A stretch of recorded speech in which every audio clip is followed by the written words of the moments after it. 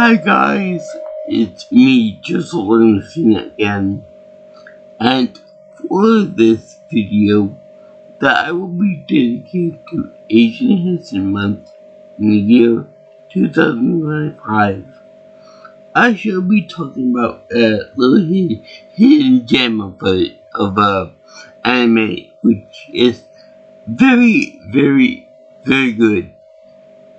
I'm talking about the Netflix show of Komi Can't Communicate.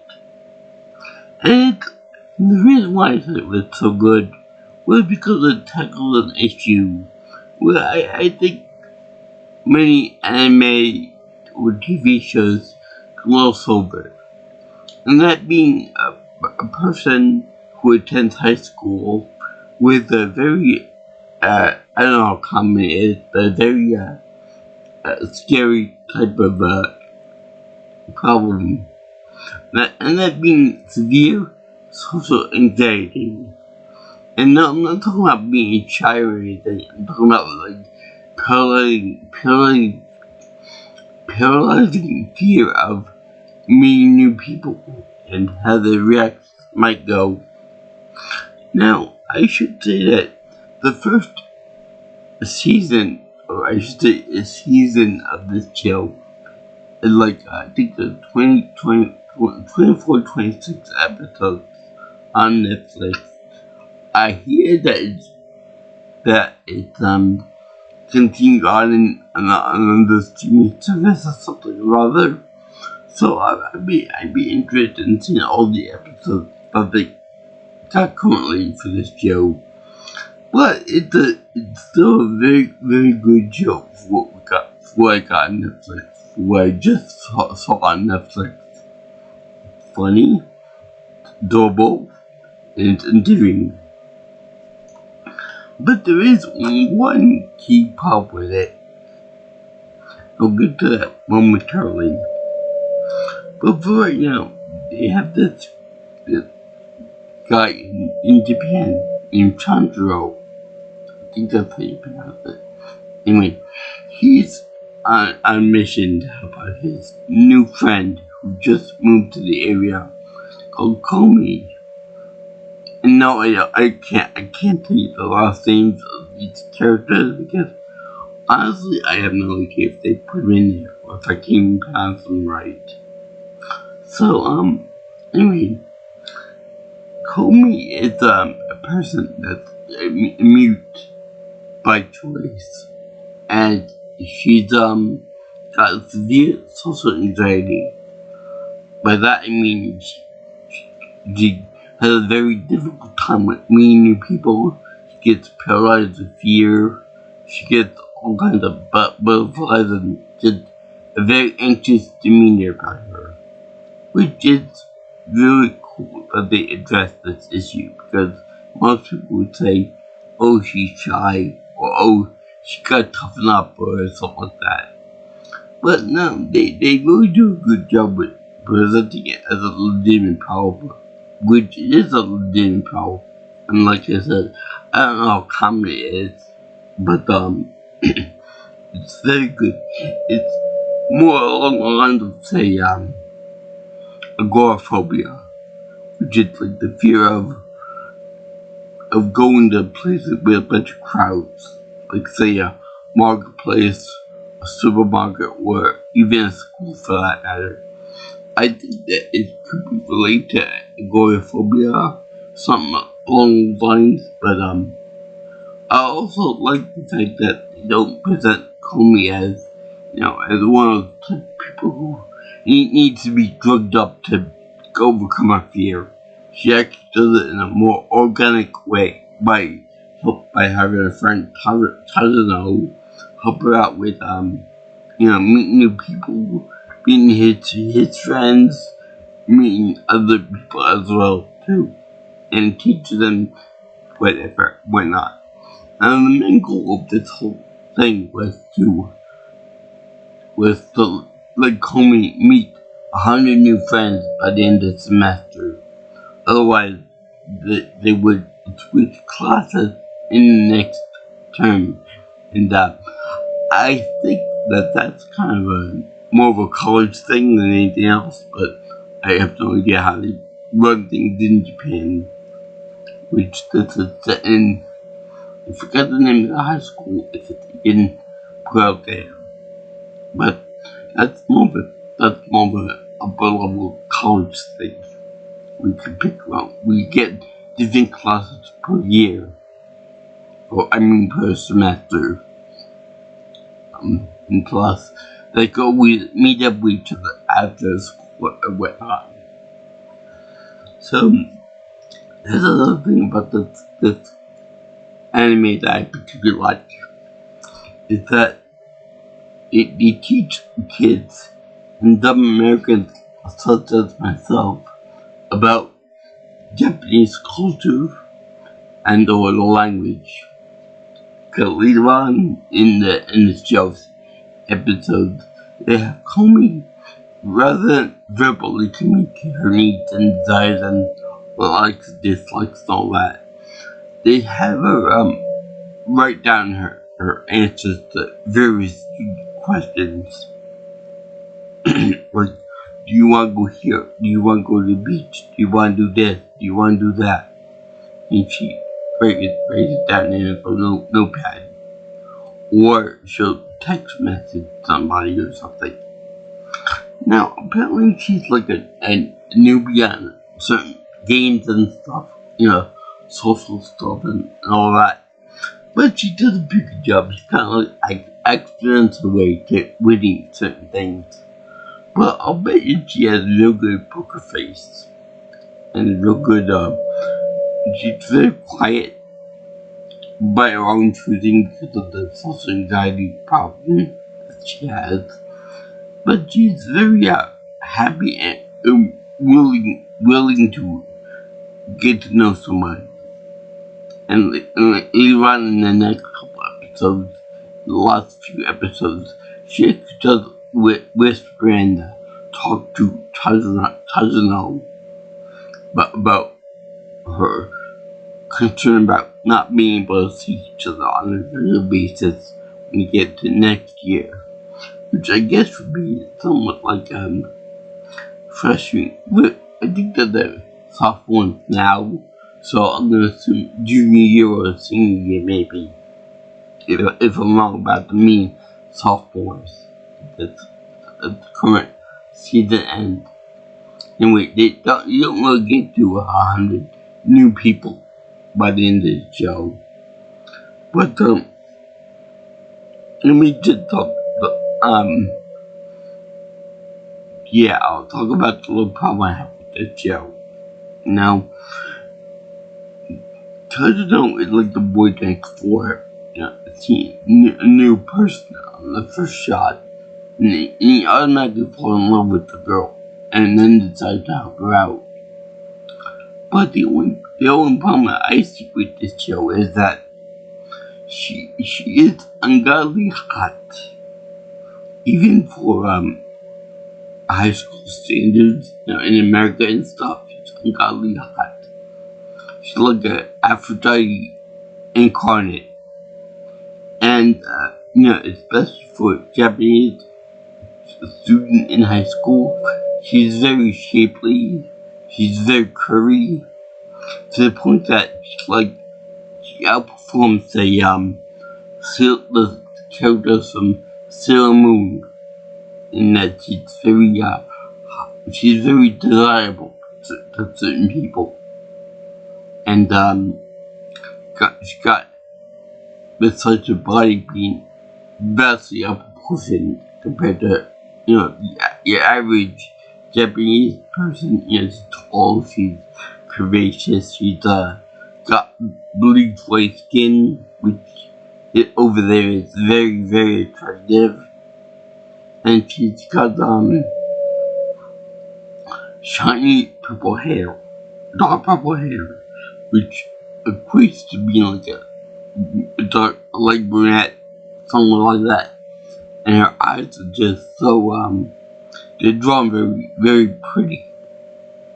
And of course, there is the stereotype about the women are more attractive when they just talk. That type of thing too. So, she gets these great looks from my mother. So I don't know if she was like that when she was a little girl or whatever. I think Komi's age is somewhere around 16 ish.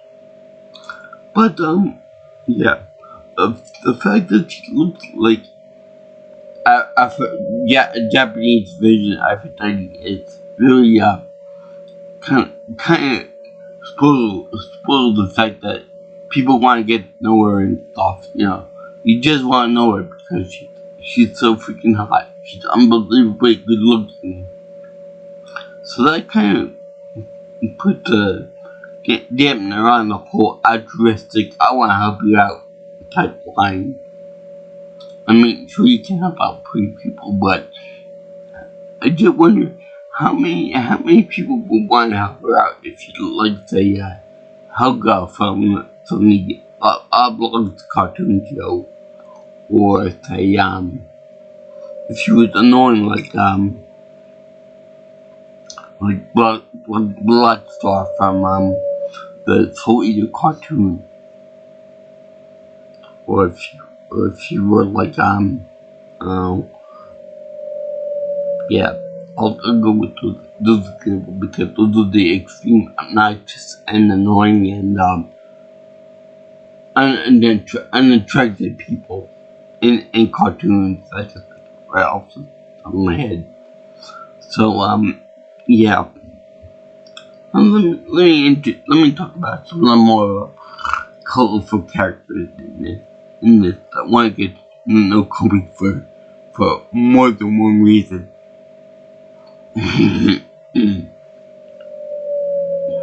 And that being number one, Nagami. She's the best way to put her is you know the little spider demon creature from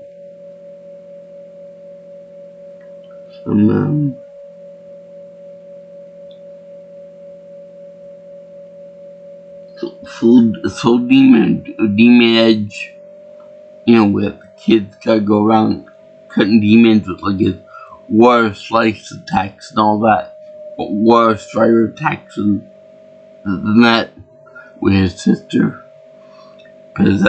been possessed by a demon and such. I can't think of the name of the enemy offhand, but people who watch Netflix don't exactly get what I'm talking about here. So anyway, they mentioned that, and the demon in their head, who's a part of the spider family, who's looks like her head's engulfed in a spider, you know, because she got played up the spider thing, like Spider-Man and Spider-Gwen. But she looks like that, but with pink hair, and she's obviously a good character, a good person at heart. But she's very loud and obnoxious about certain things. And then there's Agami, which is like the bookish type, stereotype. And then you got a very interesting character named Yame, if I pronounced that right. And how should I put this?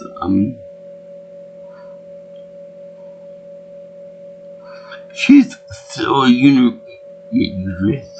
she's still Uranus from the Sailor Moon equivalent. Yes, she's a lesbian, and she comes off kind of stronger to Komi. It's like really strong to Komi, even though it's very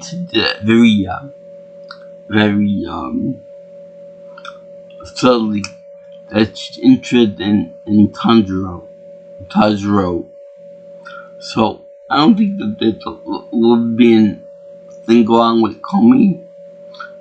You never know, but I'm gonna say no. Anyway, she's very strong about that, and she wants to spend as much time with Komi as possible, to the point of being a very big creep with it. In fact, one time there was a rodent running in stockings.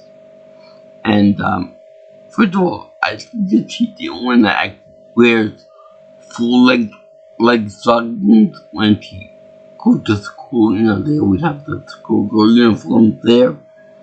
And you do a thing where the skirt itself is plaid, but it doesn't move even when she moves. Even when she walks around, like the pattern stays stationary. So anyway, that's a little visual oddity I noticed with some animation stuff. So anyway, the girl ends up trying to look up her skirt to get a close look at her. Komi's run. And then she told her to take it off in the bathroom, and she got a spare in her bag. Okay, so she does that. So they're very cautious about showing her in the bathroom and in the bathroom stall, taking off her stocking very delicately. Because I hear that to show bare skin in Japanese culture is very taboo, unless you're interested in attraction and all that. So anyway, besides that, the girl ends up taking her stockings, put them over her head, like she was trying to rob a joint or something like that, and then ran away from her. And then Komi runs away after her, but Ayami gets away from her, and that's really kind of perverted. That's something that maybe Glenn Quagmire would do from Family Guy. I mean, that's so totally, and that's not even the top of it. But even the worst part of it was during White Day, which I guess an afterthought to Valentine's Day, where men should just give their sweethearts like candy, flowers, and or cards and stuff like that there and above. And then White Day is when it's reversed, I guess, according to the show anyway, where a woman or a person will give their lover or their crush or something back in return. Maybe cookies or home-baked pies or something like of that nature. So this girl mine ends up deciding to give Komi her own customized lollipops that are shaped like her, and in like a very suggestive poses. So she said to this girl, she said to Komi, she said, "Oh, now you can lick me wherever you want." Or like, wow. Is that way in any other context? Even in this context, that would be gratitude, sexual harassment. Especially since she obviously wants her in a physical way, but Komi don't want anything to do with her. So, so that's very no territory right there. And I can't believe that they would put that on this show. I don't think that this show is rated M or R, but that line right there comes pretty damn close to it. So anyway, they also have like cool animation in the beginning and the end of the show. I think that like other shows, they change it like mid-season or midway through the first season. The first one was like a glory trial of all animation involving Komi and all that. And you know what? It's actually pretty good song too. For both the opening and the closing of the show. So I love it. I also love the fact that she's a pretty woman, that's a pretty young woman, but they also show her as how should I put this, they show her in her anxiety phase, in which she like freezes up and she gets all wide-eyed and curious and she like a deer in her life type of thing. And is it me or is she even more beautiful than she is regularly? Because when she's regular, she's pretty and stuff. But in this one, she actually shows emotion. It's fear, but it's still emotion nonetheless. So that's pretty cool. The fact that I enjoyed that. And the fact that they involve her with in a kimono for her I guess cherry blossom festival, which is really nice, like in April, May-ish. No, I want to say April. And all Asian people are good at kimonos. Not so much Caucasian than others, but Asian people and Japanese people in general look good in kimonos. But she looks so not Japanese that she almost looks somewhat like a foreigner in a kimono, and that's kind of weird to say, being Japanese and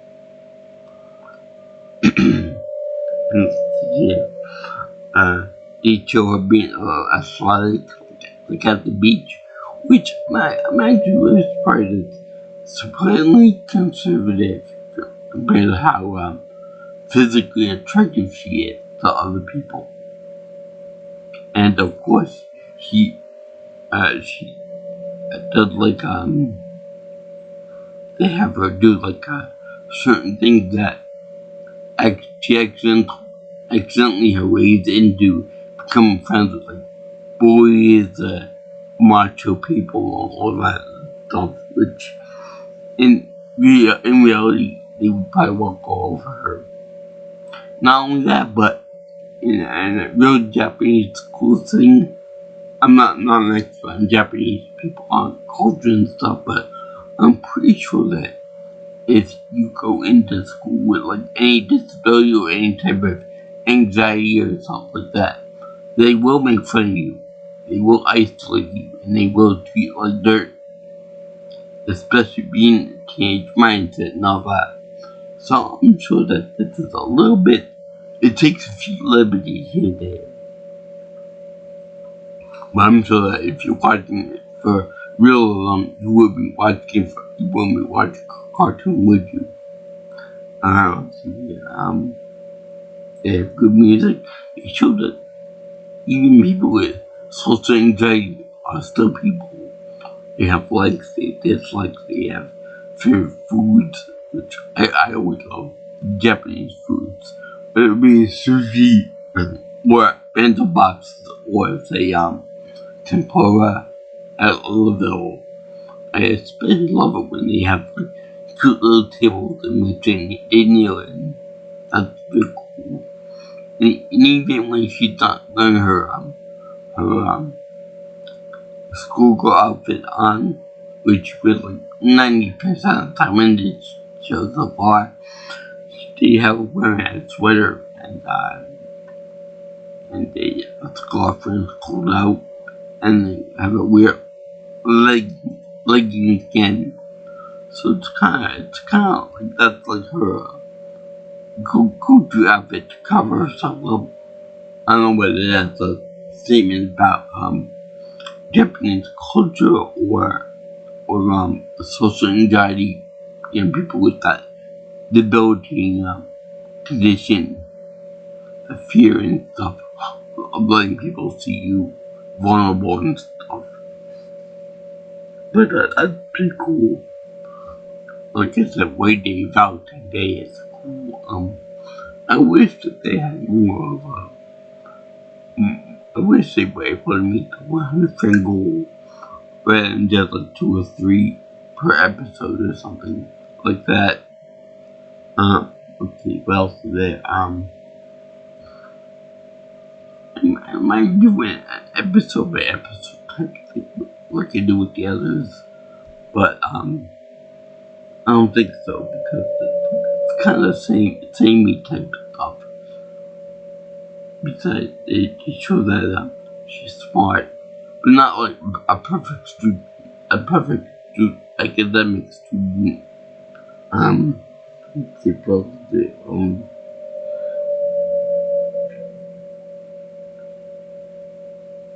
Oh yes. This is a problem more with the animation. Okay? They designed this character Komi to be so attractive, so perfect in every way for a Western man audience that yeah, it took like 5 minutes for them to make drawings of a teenager in a schoolgirl outfit and then make her do certain things in like a cartoon form and movie form. Triple X things. Hentai things. So that's kind of the flip of the person that created Komi to communicate, because all the perverts and whatnot in the world, and that's not a good thing for them to do that, especially to a high school student, because people will get like weird thoughts about underage girls. So unfortunately, that's one of the bad things about drawing someone so attractive. If you want to draw someone like, say, Jessica Rabbit, or say the girl from Hollywood from Cold, those are dog characters. They're fine. You want to do something like with Komi's mother, for example.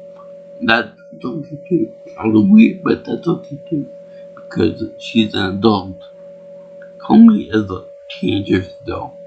So, that's kind of like eerie kind of characters. Like, don't go there. That's jailbreak kind of territory. It's still cartoon, but still, it's based on Japanese high schoolers. So that's kind of weird and disgusting. But just long as she's built like an Amazon princess or an adult character, then that's okay in their mind. But yeah, I enjoy Comic Candy because it's a brilliant show that I've been watching now for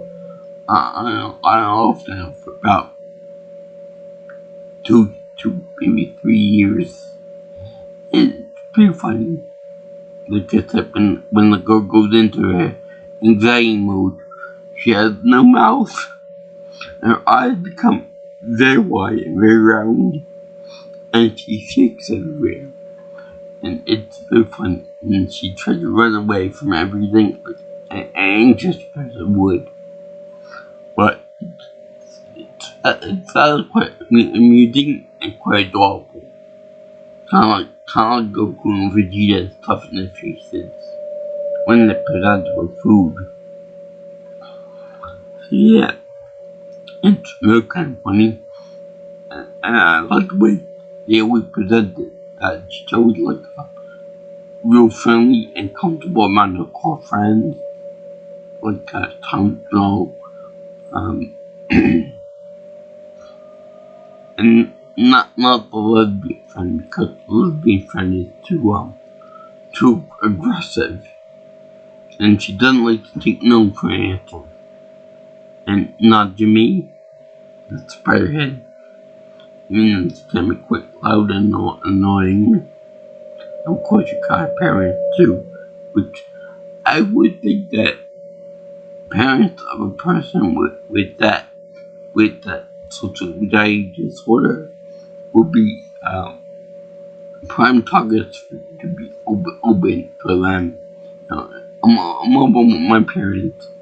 Well, my dad right now. Well, I'm open with them when my mother was alive too. So yeah. So I'm surprised to see him having any type of long-winded discussion because she should be comfortable about them too. But she eventually formed up the Tanjiro. I believe that she's the only one that he's the only guy and person in general who she talks to. But that took many episodes, which in itself took like a few weeks in the show's time. So it takes a little bit of time for someone with severe social anxiety disorder to warm up enough to someone that I can talk to them and text message them and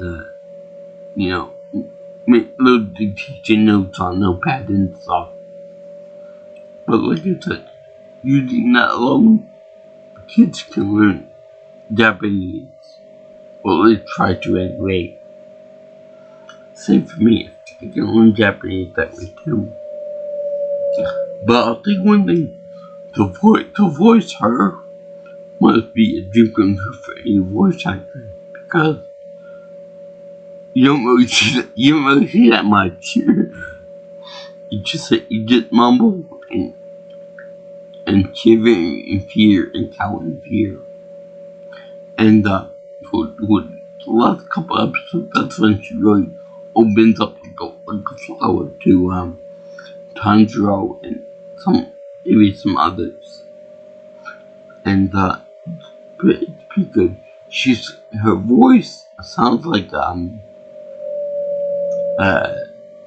my girl Zizang from Memories of Acacia, Godzilla, another movie. Very breathy, kind of weak, but impressive. That in fact she doesn't speak that often. She says meaningful stuff rather than just gabbing. Not Jimmy or me, for example. When she says something, she means it. That's pretty good. Kind of like the opposite of Eddie Murphy's character in most movies they talk to in. So yeah, especially when she becomes besties with somebody that is big into me and challenges her or something. Meanwhile, she doesn't do anything on purpose, just like seems to do nothing, be quiet and silent, do nothing, but everyone else makes a big deal out of it. Like she's doing this ultimate strategy, or she's like making a big deal out of everyday things, like and Ed and Eddie, like that. They take everyday situations and multiply them times like 1,000, and it's kind of like that, type of cheese. I just saw an episode where they play Erasure Drop, which I never put in school. I never saw anyone playing it. Honestly, like a Japanese thing, but like those cute little bunny erasers and that kind of thing. But anyway, they would make such a big deal out of it that the entire class was watching and participating in it, and then becoming friends with Komi after she stared down everyone and just played the game, and for the first time I won. Very luckily too. So it was actually funny that people perceive her as like staring down opponents and doing everything, but she doesn't really do anything. It's best to do quietly looks on, finds out the strategy of the game and plays it. So yeah, I definitely enjoyed this one.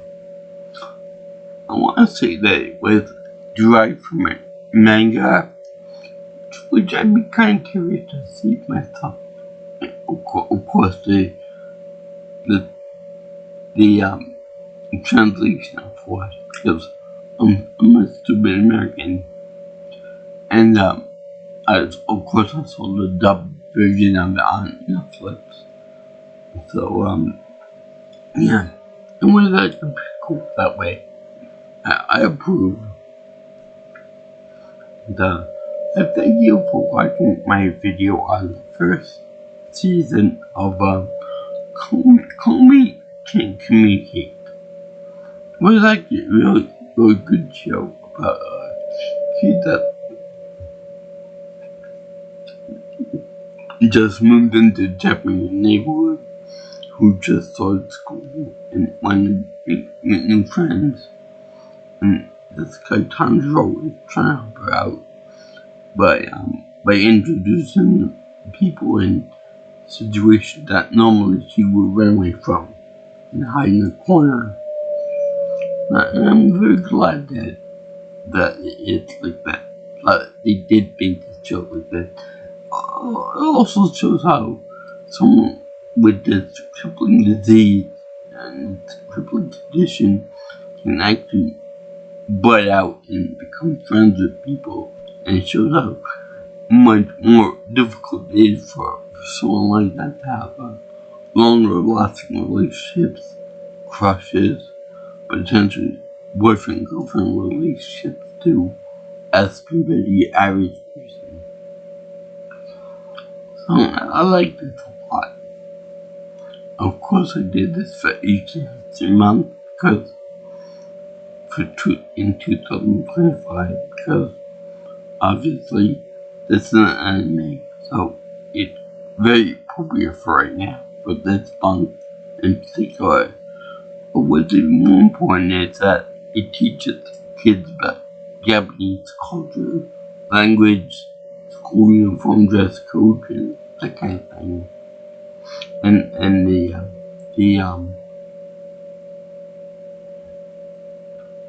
what culture is like over there, and mannerism and that type of stuff. Just like really important. Although I think that was too much to make Komi look like she does. Too much emphasis on keeping her hidden away. Too much emphasis on her looks and her body. Too much. And the other character was way too over the top. Like something like Quagmire from the Family Guy show.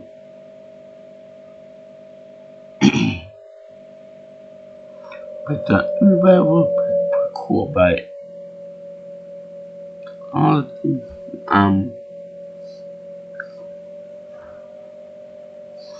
yeah. I give this entire show, and probably the manga that goes with it, a happy face to seal of approval. Because it's freaking magical how good this show is, and how they get most of the stuff right. I don't like the fact that they put in that the kid, Tanjiro, and the others help Komi out because she looks so damn hot. I wish I know that there are beautiful people out there that have disabilities and conditions like everybody else, but it kind of ruins the altruistic, I'm gonna help you out just because you're a person and you need help. It really does hurt that argument when the person looks like a supermodel or someone that could pass for incredibly beautiful without surgery and stuff. So that kind of defeats the purpose of that. But other than that, the animation is cool. I like her terrified mode, face, and mumbles to find them adorable. And that's that. And to look at the show, I can't wait to see if they make any more and release them on Netflix. Because I want to see it with more than 100 friends. Anyway, if you guys like what you hear and want to support my channel stuff, please like, comment, share, and subscribe to my channel. You can also contact me for any future input on my channel and stuff by calling me or texting me at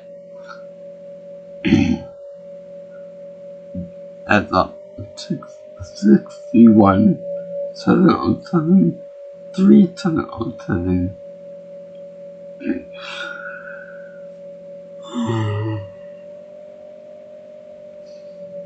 You can follow me on Twitter or X if you prefer at P Nelson Pro. Also, you can get my email at jjsviewingchannel@gmail.com. You can go on Twitter or X if you prefer. So, I salute all you anime fans out there, all you people out there who like deep dives into, like, say, pop culture show that has to do with, like, a social anxiety issue or, like, a condition or, people with emotional disabilities and such as that. And I like the fact that they address certain things like relationships and that people with social anxiety disorder actually do want to form friendships and relationships, and not like they're not lumped together with a social outcast group. They don't want to do with anybody. They hate everybody. The people that want to become friends with other people. And the phrase, people who need people, come to mind. Anyway, peace out, my brothers and sisters. I'll see you in the next video, all you girls and guys in the internet. Sayonara, aloha, avina, ciao, ciao.